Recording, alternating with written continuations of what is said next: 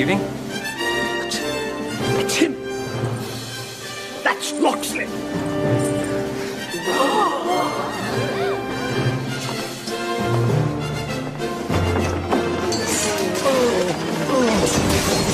Robin Hood, Men in Tights, 1993. 25 weird facts you didn't know. We totally made some of them up, because why the hell not? Let's get straight into it. 1. Mel Brooks had already spoofed Robin Hood once before. Back in 1975, Mel Brooks co-created a short-lived sitcom called When Things Were Rotten, a Robin Hood spoof packed with fast-paced gags and groan-worthy one-liners. It tanked after just 13 episodes, but Brooks clearly wasn't done with Sherwood Forest. Nearly 2 decades later, he gave it another go with Men in Tights, bringing back actor Dick Van Patten from the show to play the Abbot. 2. A kid's joke basically launched the movie. 11-year-old Geordie Chandler saw Robin Hood, Prince of Thieves, and told his dad it was so bad, someone needed to spoof it. His dad, who just happened to be a Hollywood dentist, passed the idea to screenwriter J. David Shapiro while poking around his molars. And boom, that conversation kickstarted what would become Men in Tights. Number 3. Cary Elwes hung up on Mel Brooks. When Mel Brooks called Cary Elwes to offer him the role of Robin Hood, Elwes thought it was a prank. He literally hung up on him. Twice. He thought it was Jim Carrey doing a Mel Brooks impression. Brooks had to beg him not to hang up again, and that's how Elwes landed one of his most beloved roles. 4. Elwes nailed the bullseye for real. That scene where Robin nails a bullseye during training, that wasn't camera trickery. Brooks gave Elwes 3 tries to hit the target, and he nailed it on the 3rd. No pressure, right? 5. Chappelle's audition blew everyone away. Dave Chappelle was just 19 when he auditioned to play Achu. Elwes, who helped with casting, said Chappelle's audition was so good, everyone instantly knew he was the one. It was his first film role, and even Time magazine scrapped their review of the movie to profile Chappelle instead. 6th. Patrick Stewart wasn't the first choice for King Richard. Sean Connery, who briefly appeared in Prince of Thieves, wanted to reprise his role, but in drag. He asked for $1 million to do it and planned to donate the money to charity. Mel Brooks loved the idea but couldn't afford the price tag, so he went with Patrick Stewart instead.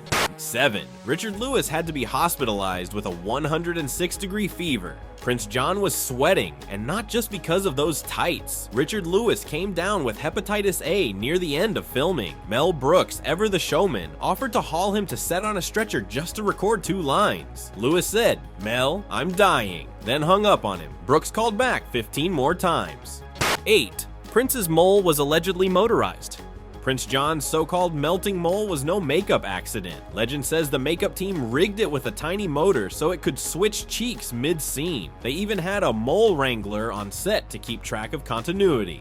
The cast went through sword-fighting boot camp. If you're going to spoof Robin Hood, you better have swords. Mel Brooks made the cast train every weekend with fencing coordinator Victor Paul. Elwes was already a fencing pro thanks to The Princess Bride, but others needed serious coaching. Swordplay isn't something you can wing. 10th, Tracy Ullman improvised one of her weirdest lines when she says, "I touched it," in that scene with Roger Reese. That was 100% unscripted. Ullman made it up on the spot, and Brooks laughed so hard he almost ruined the take. 11. Dave Chappelle kept his sneakers for the entire shoot. Even when dressed in full medieval garb, Achu rocked modern sneakers in multiple scenes. It wasn't a mistake. Brooks thought it was hilarious. Chappelle even brought the shoes from home. 12. Maid Marian's chastity belt was made by Everlast. As in the boxing gear company, the metal undies had the Everlast logo stamped on them. We're not sure if that's product placement or a cry for help. 13. Robin reads the movie script on screen. When Robin loses the archery contest, he pulls out the script and says, "Wait, I get another shot." That's not just meta, that's Mel Brooks going full Bugs Bunny. And yes, everyone else had a copy of the script too.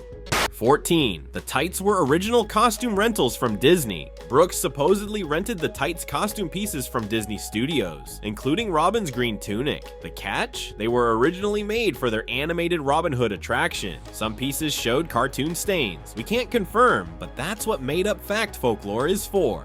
15. The plastic tights egg is a parody of a real product. When Achu opens a giant plastic egg to reveal green tights, that's a direct nod to Legs Pantyhose, which literally sold hosiery and plastic eggs in the 70s and 80s. Another vintage gag that went over younger viewers' heads.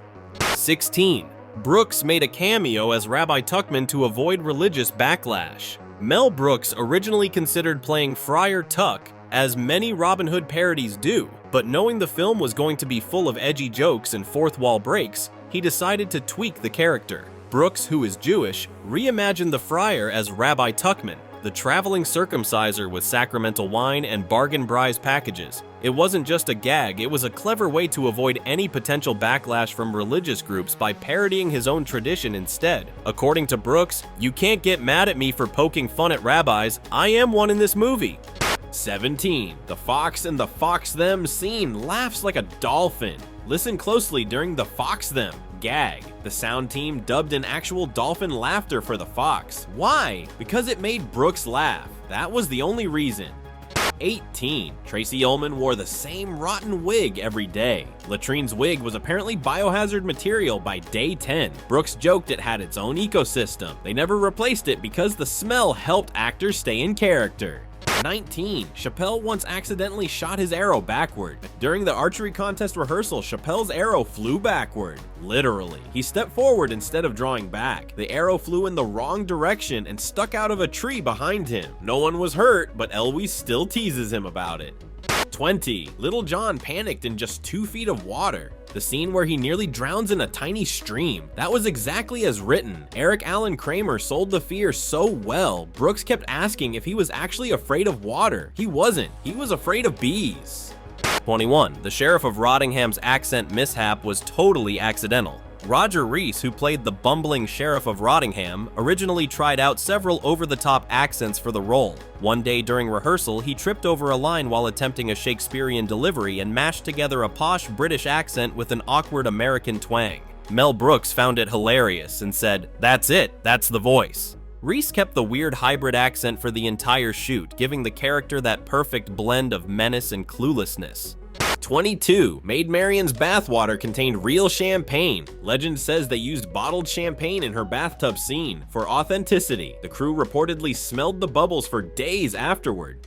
23. The sheriff wore multiple badges to flex. Sheriff Rottingham wears several badges across his costume, like he's compensating for something. Costume designer said Brooks insisted it look absurdly authoritarian. They nailed it.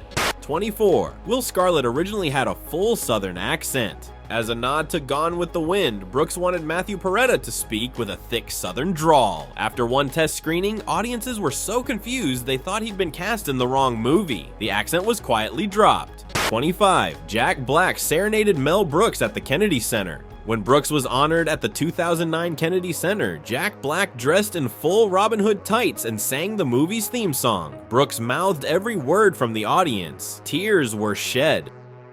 That's it. 5 of those were total bullshit. Drop your guesses in the comments and subscribe for more weird movie facts you can't trust.